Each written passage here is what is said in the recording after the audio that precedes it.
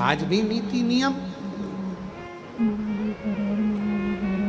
जिसके घर में संपदा की कमी होती है, जिसके घर में कर्जा बढ़ जाता है, लक्ष्मी नहीं आती, बहुत टेंशन की जिंदगी जीता है मनुष्य, व्यापार चल नहीं रहा, बहुत तकलीफ का जीवन चल रहा होता है, तो आज भी नियम है महाराज, आज भी नियम।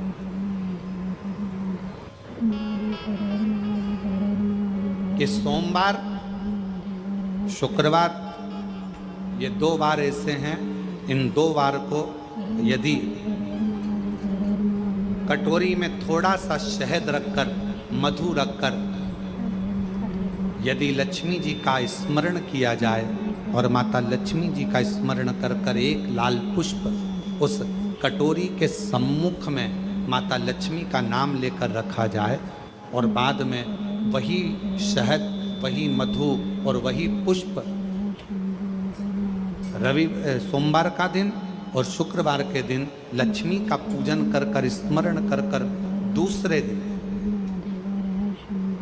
शुक्रवार के दिन पूजन करें, शनिवार के दिन उस मधु का, उस पुष्प का विसर्जन करें, सोमवार के दिन पूजन करें लक्ष्मी जी का स्मरण कर कर, और मंगलवार के दिन अगर विसर्जन करें, 5 या 7 सोमवार या शुक्रवार को यदि आप मधु का भोग लक्ष्मी जी को लगाना प्रारंभ कर दें, शिव का नाम स्मरण कर कर, तो उसके घर में कभी संपदा की कमी नहीं होती, लक्ष्मी उस संपदा को बढ़ाती है। और हम तो यहां तक कहेंगे, प्रयास करो, अगर आपके घर में छोटा सा शिवलिंग विराजमान है, आपके घर में अगर छोटा सा शंकर जी का शिवलिंग है, छोटा सा शंकर भगवान का शिवलिंग है, या आपके घर में कुबेरेश्वर धाम का कंकर है, और आपके घर में यदि शंकर भगवान का शिवलिंग है, या सीहोर का रुद्राक्ष हो, या शंकर भगवान का शिवलिंग हो, या कंकर शंकर हो, तो निवेदन है जहाँ पर भी शिवलिंग आपके घर में विराजमान है, अगर छोटी सी कटोरी में एक बेलपत्र को आप नीचे रखिए, छोटी सी कटोरी उस बेलपत्र के ऊपर रखकर उसमें थोड़ा सा मधु, शहद, शंकर भगवान की साक्षी में शिव जी के सामने अगर शुक्रवार की शुक्रवार रखना प्रारंभ कर दो, धीरे धीरे संपदा की वृद्धि अपने आप होना प्रारंभ हो जाए। शुक्रवार के दिन बेलपत्री के वृक्ष के नीचे बैठकर घृत का दिया लगाकर शरीर में जो रोग है उसका स्मरण कर कर, शंकर जी से विनय कर कर, हे भोलेनाथ, आपने शुक्र देवता को संजीवनी मंत्र दिया है, तो क्या आप मेरे को वो मंत्र प्रदान नहीं करोगे? मेरे रोग, मेरी बीमारी, मेरे दुख को आप नहीं हरोगे? शिव से कहो, ये शरीर आपने दिया है और भजन करने के लिए दिया है, स्मरण करने के लिए दिया है, कीर्तन करने के लिए। यह स्कंद पुराण कहती है महाराज कि भगवान नारायण स्वयं इस जड़ के नीचे अपना विश्राम करते हैं महाराज, इस जड़ के नीचे। प्रयास करा करो, 1 चुटकी हल्दी, कितनी? मात्र 1 चुटकी हल्दी आंवले के वृक्ष के नीचे भगवान हरि हर महादेव के नाम से रखकर उस पर पूर्व मुख कर कर, पूर्व की ओर मुख कर कर जल समर्पित करना प्रारंभ कर दीजिए। आप अगर प्रयास करेंगे, शुक्रवार की शुक्रवार करें, या नवमी की नवमी करें, अष्टमी की अष्टमी करें, प्रदोष की प्रदोष कर लें। मन जब तो होने लगे तब एक श्वेत पुष्प लेकर उस सफेद पुष्प में थोड़ा सा हल्दी और कुंकू का लेपन कर कर किसी भी शंकर के मंदिर में, शंकर के शिवलिंग पर यदि ब्रह्मेश्वर महादेव का नाम लेकर उस फूल को, पुष्प को समर्पित किया जाता है, फूल को चढ़ाते समय, फूल जब समर्पित किया जाता है तो फूल का जो मुख है, जैसे ये डंडी है फूल की, और फूल का जो मुख है, जहां आप बैठे, इधर बैठे हैं तो इधर, उधर बैठे हैं तो उधर, इधर बैठे हैं तो इधर, फूल का मुख अपनी ओर होना चाहिए। उस भगवान शंकर के शिवलिंग पर ब्रह्मेश्वर महादेव का नाम लेकर यदि वो श्वेत पुष्प, हल्दी और कुंकू लगाकर समर्पित करा जाता है, तो व्यक्ति का मन बार बार डामाडोल नहीं होता और वो एकाग्र चित्त होकर अपनी मंजिल तक पहुंच जाता है। वो ब्रह्मेश्वर महादेव पात्र में जल और दूध ले लीजिए।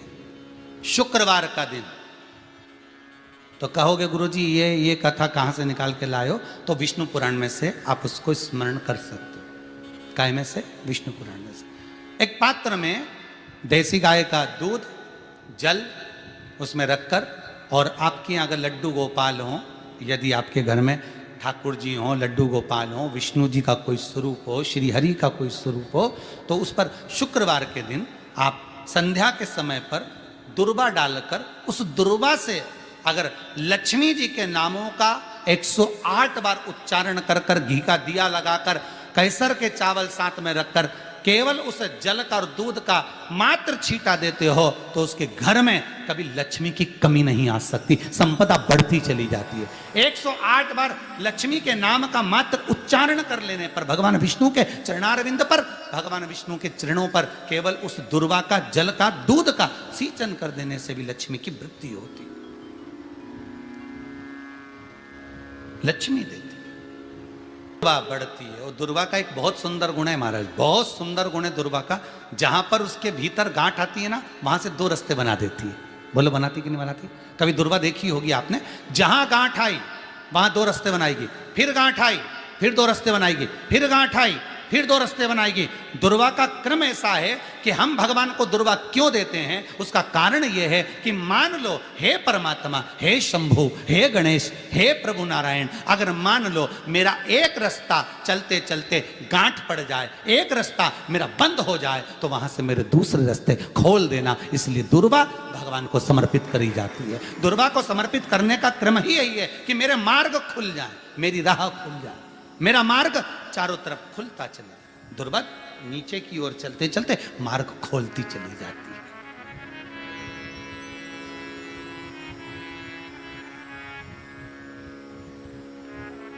अमृत है ये, अमृत है ये, इसलिए नष्ट नहीं होती। तोड़ के रख लेना, प्रैक्टिकल करके जरूर देखना, सियोर वाला महाराज कहीं झूठ तो नहीं बोल रही है। तोड़ कर रखो दुर्वा को, बोरी में भर कर रखो। 4 साल, 6 महीने, 8 महीने बाद सूख जाए, बेकार हो जाए, उसके बाद भी उसको खेत में, बगीचे में कहीं ले जाकर पटक देना, 8-15 दिन पानी देना। देखो फिर वापस वही हरि की हरि होना, वही कहीं ना कहीं से स्फुटित होते, फिर आगे बढ़ना चालू कर देगी। उसका तत्व है अमृत, वो अमर है, मरती नहीं, फिर चालू हो जाती। शिव कहते हैं यही अमरता है, यही अमरता है कि दुख आया तो मरने की नहीं सोचना है। तकलीफ आई, कष्ट आया, रोग आया, बीमारी आई, थोड़ा सा तकलीफ आ गई, थोड़ी बीमारी आ गई, थोड़ा दुख आ गया, तो ये मत सोचना मैं मरना है। नहीं नहीं नहीं, अभी तो और जीना है। तो किस लिए जीना है? कोई कहेगा इसको कहीं आसक्तियां होंगी, घर की, परिवार की, कुटुंब की, कबीले की, इसलिए जीना चाहती है, इसलिए जीना चाहता है। नहीं, आसक्ति एक रखना कि मैं जीना इसलिए चाहता हूं, मैं और जीना चाहती हूं, इसलिए चाहती हूं कि अब मैं भगवान का भजन करना चाहती हूं। अभी तक मैंने परिवार, कुटुंब, कबीले, संसार के लिए करा, अब जितनी जिंदगी दी उस मालिक ने, अब मैं उसका भजन करूं। दुर्वा भगवान विष्णु को चढ़े, दुर्वा गणेश जी को चढ़े, दुर्वा शिव जी को चढ़े, दुर्वा ब्रह्मा को चढ़े, दुर्वा इंद्र को चढ़े, दुर्वा पितरों को चढ़े। कितना सुंदर कहा है। जिसके घर में पितृदोष प्रबल होता है, बहुत प्रबल पितृदोष है, तो उसके घर के जहां पानी का मटका रखा था, पितृदोष मालूम है ना? पितृदोष का लक्षण क्या होता है? 1 रुपए कमाओ, 1.25 रुपए खर्च हो, समझ लेना पितृदोष है। रात्रि को सो गए तुम, बड़े चक नींद आ गई तुमको, बहुत प्रेम से सो गए, सोने के 1.5 घंटे या 2 घंटे बाद तुम्हारी नींद खुल जाए और कम से कम आधे घंटे तक तुमको भूख लग रही हो, समझ लेना पितृदोष है। सोकर उठने के बाद में जैसे ही 1-2 घंटे की नींद हो गई और अचानक नींद खुल गई और तुम्हें भूख लग रही है,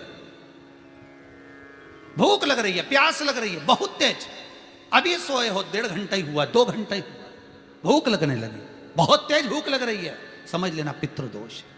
पितृ भूखे हैं, भोजन की याचना कर रहे हैं। भोजन किया जाए। सोने के बाद तत्काल नींद खुले 2 घंटे के बाद, भूख लगे, उसका भी एक समय बताया है महाराज ब्रह्मवर्ता पुराण के अंतर्गत कि रात्रि को सोने के बाद में 1 घंटे की नींद हो जाए और उसके बाद में 2 घंटे के अंदर वापिस नींद खुल जाए और भूख लगने लगे तो समझ लो पितृ भूखे हैं, भोजन मांग रहे हैं, अन्न मांग रहे हैं, पितृ दोष है।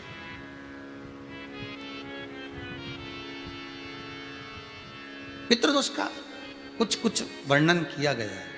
घर में एक पात्र के चक्कर में, एक बेडशीट के चक्कर में, एक सामान के चक्कर में विवाद हो रहा है तो समझ लो पितृदोष है। 1 रुपया कमाया, सवा खर्च हो रहा है, पितृदोष है। घर में एक बीमार, दूसरा फिर बीमार हो गया, तीसरा फिर बीमार हो गया, एक ठीक हुआ, एक बीमार हुआ, पितृदोष है। पितृदोष का भाव, तो उसके लिए करना क्या है? शिव महापुराण की कथा कहती है, सुंदर गणेश जी का चरित्र वर्णन करता है, स्कंद पुराण कहती है, विष्णु पुराण कहती है कि दुर्वा 21 दुर्वा की गांठ बनाकर, 7 गांठ 21 दुर्वा की बनाकर जो अपने पितरों का मटका, मटका मतलब परिंडा, हंडा जो भी पानी का भरते हो, उसके नजदीक में मात्र एक कटोरी में चावल रखकर उसमें अगर दुर्वा रख देता है तो मात्र 5 या 7 दिन में पितृदोष समाप्त होना प्रारंभ हो जाता है। उसके घर में लक्ष्मी की वृद्धि होने लगती है, सुख शांति अपने आप आने लगती है, उसका क्लेश समाप्त हो जाता है। दुर्वा में वो गुण है जो पितृ भी उसका भाग अमृत तत्व प्राप्त करना चाहते, अमृत देना चाहते। और सरल भाषा में समझिए, जिसकी फैक्ट्री नहीं चल रही हो,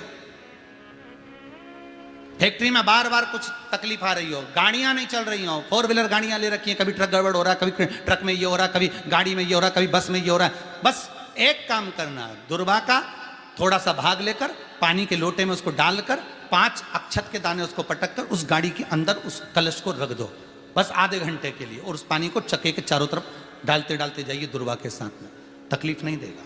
फैक्ट्री का भी यही प्रमाण है। दुर्वा में वो अमृत तत्व छुपा है जिसका सुख आनंद दे जाता है, आनंद। शिव पुराण कह रही है महाराज, दुर्वा का एक नाम और है, उसका नाम है अमृत जन्मा। क्या नाम है? अमृत जन्मा। दुर्वा का एक नाम और है। मारवाड़ी लोग इसको ध्रुवी बोलते हैं, ध्रुव बोलते हैं। दुर्वा का वो सुख, शंकर भगवान गौ माता दूध की धार लगाती है, इसलिए दुर्वा का दूध से बड़ा मिलन है, बड़ा आनंद है, बड़ा आनंद, बड़ा सुख है। कोई भी ग्रह अनुकूल नहीं है, सब बेकार चल रहे हो, सब प्रतिकूल चल रहे हो, दूध के पात्र में दुर्वा डाल लो, पीपल के वृक्ष के नीचे चढ़ा कर आओ, राहु केतु शुक्र शनि जो भी गड़बड़ है सब सुधरना चालू हो जाता है। दुर्वा का वो सुख। जिस नदी में स्नान करो, तीर्थ में जाकर, उस नदी के पास में कोई बगीचा लगा हो, वहां की दुर्वा को तोड़कर स्नान करते समय नदी में मात्र विसर्जन कर देने पर पितरों को पिंड पहुंच जाता है। मात्र उस दुर्वा का विसर्जन कर देने पर पितरों को पिंड का भाग मिल जाता है। अभी ना तो तुम्हारे पास में आटा है, ना तुम्हारे पास में चावल है, ना तुम्हारे पास में पिंड है, ना कोई तुम्हें संकल्प छुड़ा रहा है, ना कोई तुम्हारे पास में वस्तु है, उसके बाद भी पितरों को भाग मिल रहा है। काय से? केवल एक दुर्वा के तत्व से। स्नान करने से पहले पवित्र नदी में, गंगा यमुना नर्मदा सरयू आदि किसी पवित्र नदी में आप स्नान कर रहे हो, वहां के बगीचे में घूमकर आप जाते तो हो, पैदल ही नहाने जाते हो, तो घाट के आसपास में कोई बगीचा, वहां की दुर्वा तोड़ ली, एक दुर्वा नहाने से पहले अपने पूर्वजों पितरों के नाम से नदी में छोड़ दी। फूल तो छोड़ते ही हो, दिया भी छोड़ते हो, बस एक ही चीज नहीं छोड़ते, वो दुर्वा, और वो ही काम की, वही काम की। तुम कुछ छोड़ो ना छोड़ो, एक दुर्वा का भाग छोड़ दिया, वो पितरों के लिए होता है, सुख प्रदान करने वाला। शिव पुराण कह रही है महाराज, देवताओं को अमृत कितनी बार मिला? 1 बार। दुर्वा को अमृत कितनी बार मिला? जम के बोलिए, 5 बार। कार्य सिद्धि के लिए 5 दुर्वा गणेश जी को चढ़ाई जाती है, आज भी नियम।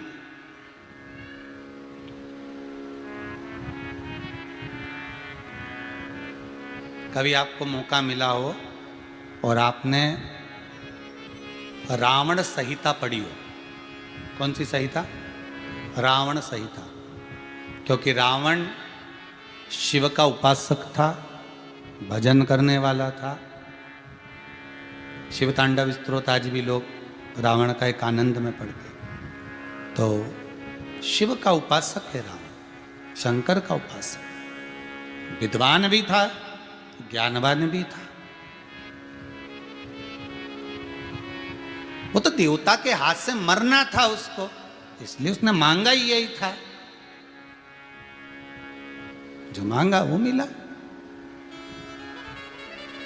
तो रावण संहिता अगर किसी ने पढ़ी हो तो उसको मालूम होगा, रावण संहिता में 4 तरह के तिलक का महत्व बताया। कितने तिलक? 4। उन 4 तिलक में सर्वश्रेष्ठ तिलक रावण बताता है। एक तिलक सर्वश्रेष्ठ है, वो है दुर्वा। जो दुर्वा होती है, उस दुर्वा को जलाकर उसकी भस्म तैयार कर कर उसमें गाय का श्वेत गाय, कौन सी गाय? सफेद। उस गाय के शरीर पर कोई दाग ना, उसके शरीर पर पूर्ण तरह से श्वेत हो, ना लाल उसमें कोई धब्बा हो, ना काला धब्बा हो, ना कोई कलर हो, बस केवल श्वेत।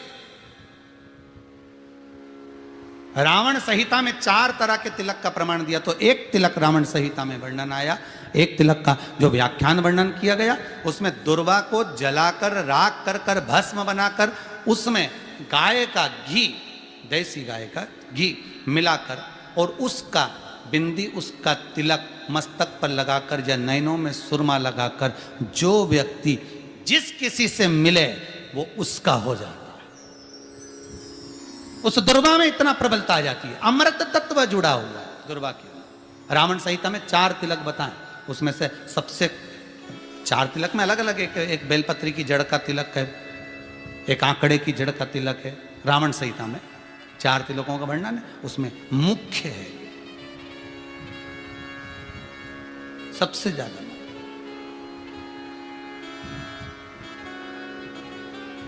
हम तो कहेंगे, अगर मान लो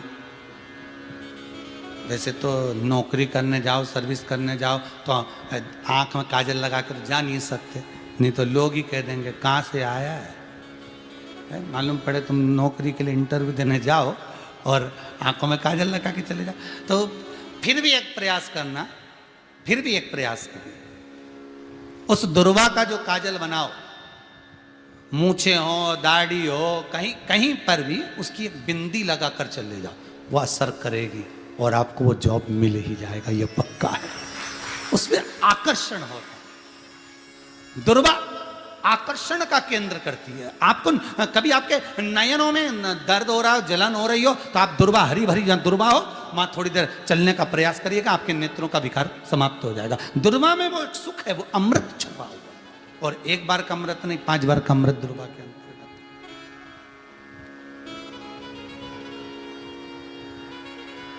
कौन से देवता हैं जिनके ऊपर दुर्वा का जल दूध में मिला हुआ छीटा जाए? श्वेत गाय के। देखो, दूध का प्रमाण बार बार दुर्वा के साथ आया, उसका कारण क्या है? क्या कारण हो सकता है उसका? उसका एक कारण है, समुद्र मंथन के समय पर सबसे पहले कुछ निकला था, तो समुद्र मंथन में सबसे पहले निकली थी गौ माता निकली थी। क्या निकली थी? गाय। सबसे पहले निकली थी गाय। और कितनी गाय निकली थी? 5। पहली नंदा, दूसरी सुभद्रा, तीसरी सुरभि, चौथी सुशीला, 5वीं बहुला। ये 5 गाय समुद्र मंथन में निकली। अब समुद्र मंथन में जब गौ माता निकली तो सारे 33 कोटि देवता मंथन में जो लगे हुए थे, उन मंथन को करते करते देवता थक चुके थे। सारे देवता थक चुके थे। बहुला सुरभि और सुशीला से बोली, सुभद्रा से बोली, नंदा से बोली, अपना काम है, एक काम करो, अपन आप रूप दूध की धार बहाना प्रारंभ करो। अपने आप दूध की धार हम मृत्युलोक में हम भेजें इन देवताओं के लिए, तो देवताओं को अमृत तत्व मिलेगा, आनंद होगा। और गौ माता ने ऊपर खड़े होकर जो दूध बहाना प्रारंभ करा, वो देवताओं के मुख में आधा तो गया और आधा दूध समुद्र पर जब गिरा, और जो मंथन चल रहा था उस मंथन के चलते, कभी दूध का दही का मंथन करना तो क्या निकल कर आएगा, मक्खन आ जाएगा। वो मक्खन तेड़ता हुआ समुद्र की लहर से दुर्वा पर जा पड़ा। इसलिए आज भी दुर्वा के साथ में गौ माता के दूध का बड़ा प्रमाण है, वो भी देसी गाय, जर्सी नहीं, विदेशी नहीं, देसी गाय। और देसी गाय का दूध का बड़ा बड़ा प्रमाण है साहब। हम कई बार कथाओं में कहते हैं, जैसा खाया अन्न, बोलते जाओ, वैसा हो गया मन। जैसा पिया पानी, पानी वैसी हो गई वाणी। और जैसा पिया दूध, वैसी बन गई बुद्ध। बुद्धि कैसे बनी है? दूध से बनी। डब्बे का दूध पियोगे तो डब्बे हो जाओगे, थैली का दूध पियोगे तो थैली, बोतल का दूध पियोगे तो बोतल। तो दूध का बड़ा असर।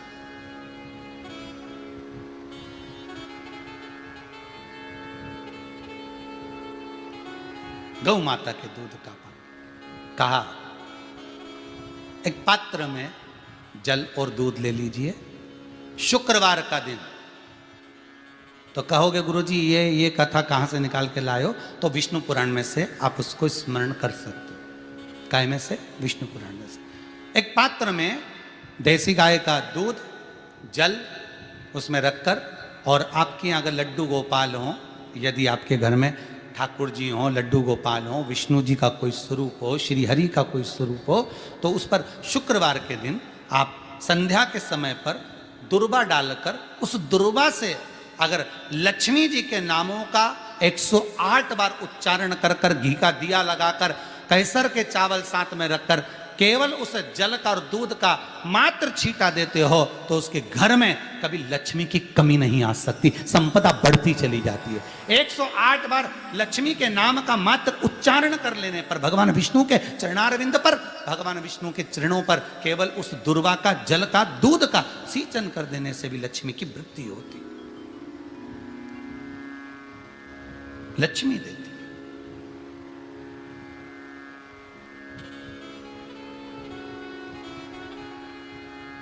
दुर्वा बढ़ती है। और दुर्वा का एक बहुत सुंदर गुण है महाराज, बहुत सुंदर गुण है दुर्वा का।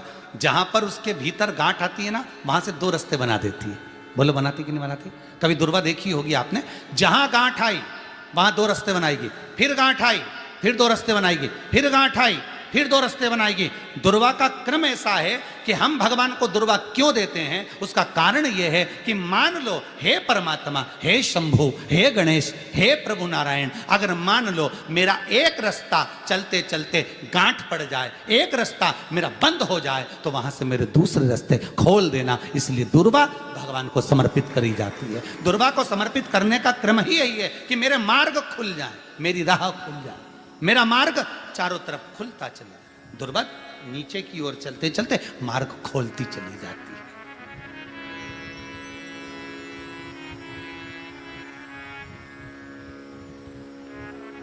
अमृत है ये, इसलिए नष्ट नहीं होती। तोड़ के रख लेना, प्रैक्टिकल करके जरूर देखना, सीवर वाला महाराज कहीं झूठ तो नहीं बोल रही है। तोड़ कर रखो दुर्वा को, बोरी में भर कर रखो।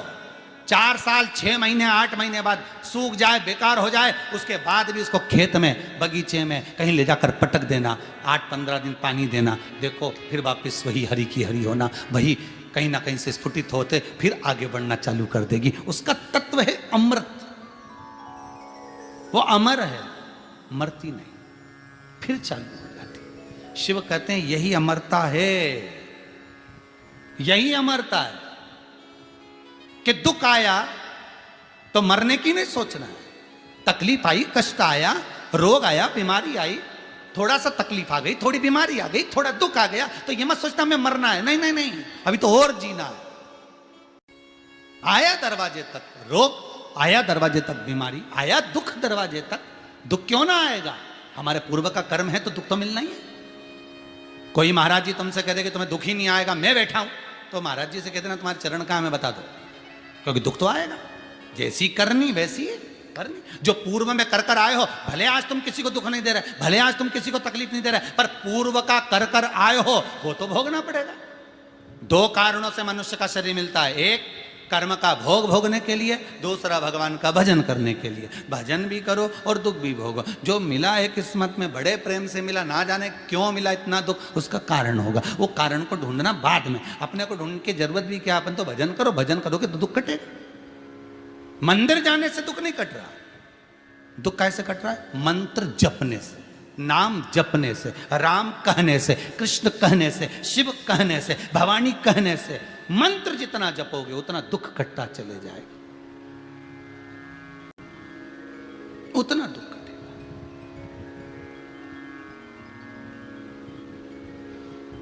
भोला सब दुख काटो म्हारा, ओ भोला सब दुख काटो हमारा।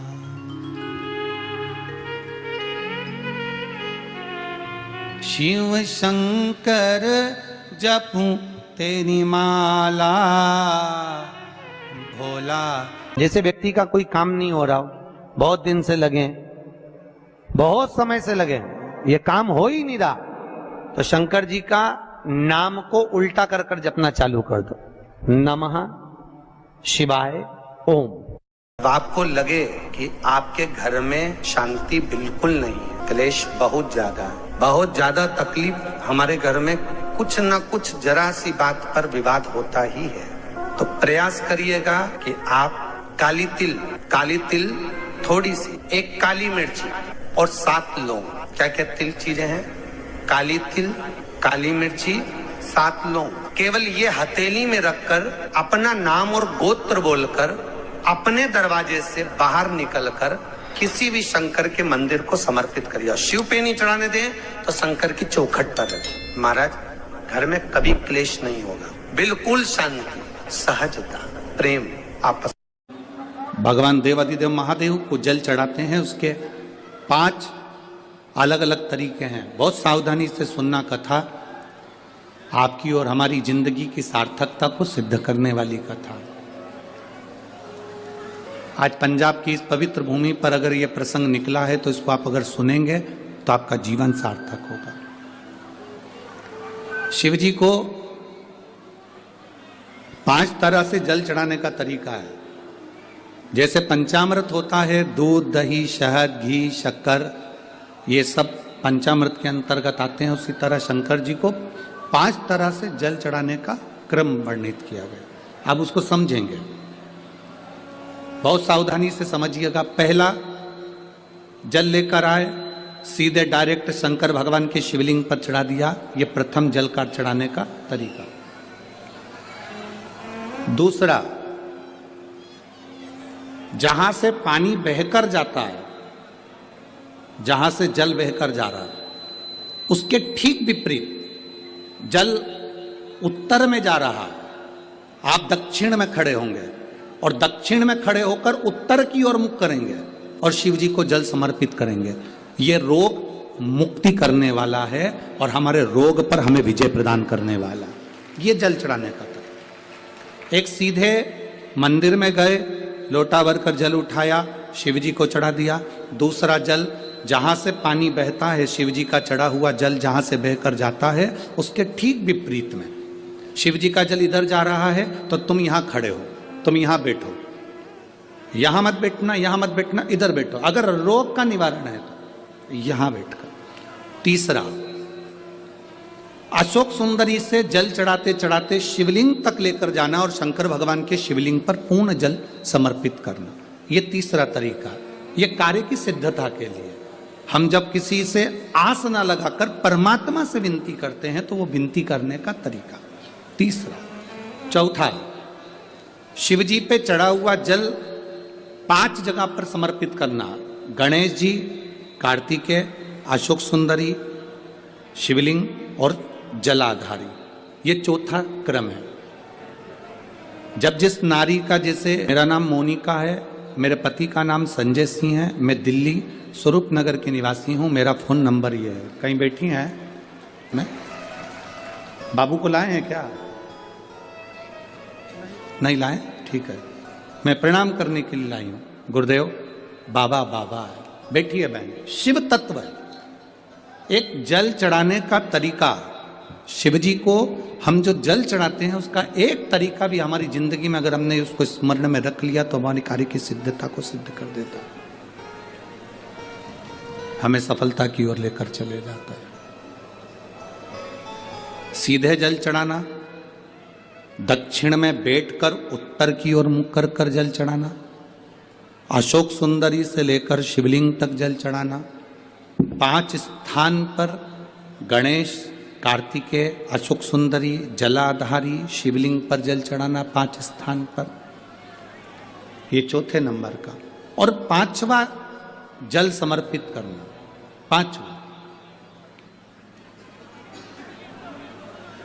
5वें नंबर का जल।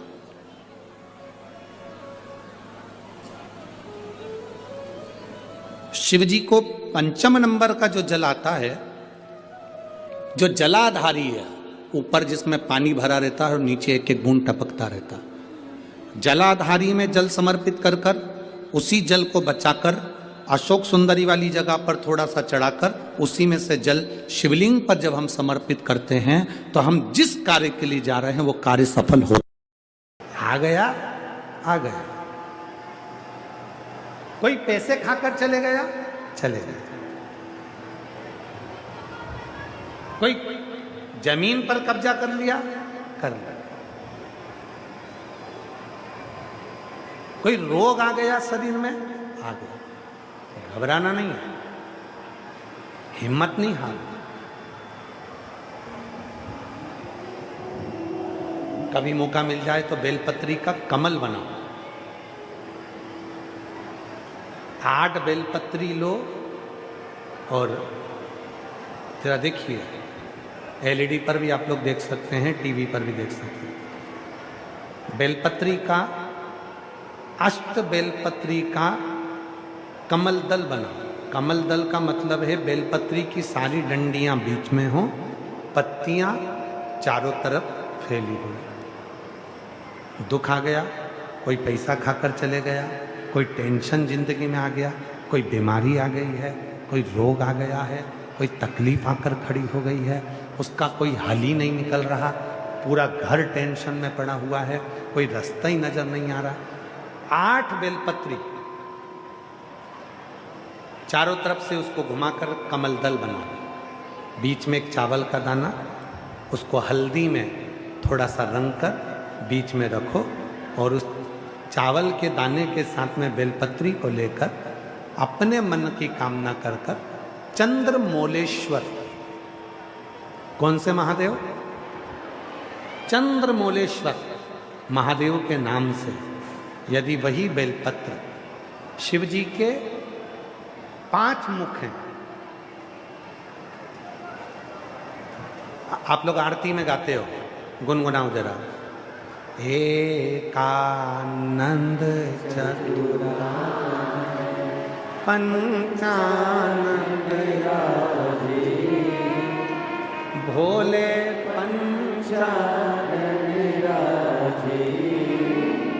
एक मुख भगवान नारायण, 4 मुख ब्रह्मा, 5 मुख शिव। फिर से बोलिए, एकानंद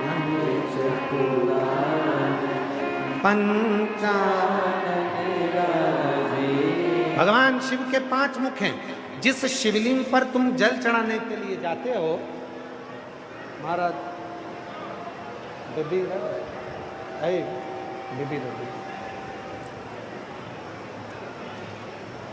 जिन शिव जी को तुम जल चढ़ाने के लिए जाते हो, शंकर जी को जल चढ़ाने के लिए जाते हो, तो तुम दर्शन करते हो। ध्यान देना, जैसे ये शिवलिंग है,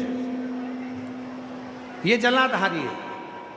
शंकर भगवान के शिवलिंग के 5 मुख, तुम जहां बैठे हो, पूरब, पश्चिम, उत्तर, दक्षिण, शंकर जी के 4 मुख यहाँ हैं। और शंकर जी का 5वां मुख जो शिवलिंग का सबसे ऊपर का भाग होता है, जहां तुम जल चढ़ाते हो, शंकर जी का 5वां मुख आकाश की ओर देखते हुए 5म मुख शंकर जी का ऊपर की ओर होता है।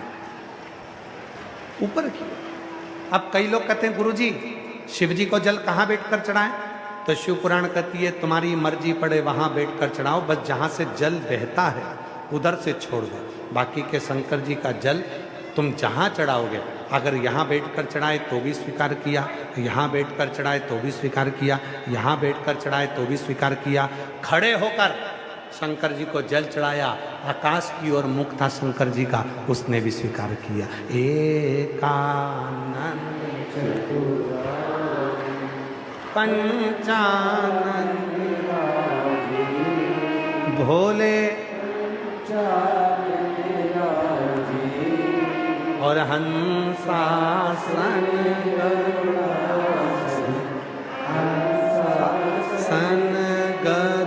गरुड़ासन वृषवाहन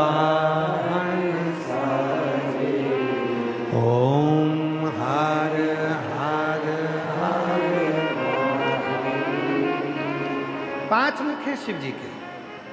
जब आप बहुत दुख, बहुत तकलीफ, बहुत कष्ट है, 8 बेलपत्री लो, बेलपत्री का अष्ट बेलपत्री का कमल दल बना लो, अष्ट बेलपत्री। जब कमल दल बन जाएगा, हल्दी का चावल का दाना लो और एक दाना हल्दी के चावल का बीच में रखकर चंद्रमौलेश्वर महादेव का नाम का स्मरण करो। चंद्रमौलेश्वर किसी भी शिवरात्रि पर, हर महीने शिवरात्रि आती है, प्रत्येक महीने में शिवरात्रि आती है। किसी भी शिवरात्रि पर जब तुम चंद्रमौलेश्वर महादेव का नाम लेकर बेलपत्री को शंकर जी का जो 5वां मुख है आकाश की ओर, उसके ऊपर अर्थात शिवलिंग के ऊपर उस कमल दल को पीले चावल के साथ जब समर्पित करते हो और अपनी हथेली का भाग उस पर रखकर चंद्रमौलेश्वर महादेव का नाम लेकर अपने दिल की कामना करते हो, वो दुख 15 दिन के अंदर समाप्त होना प्रारंभ हो जाता है, उसकी तकलीफ मिटना प्रारंभ।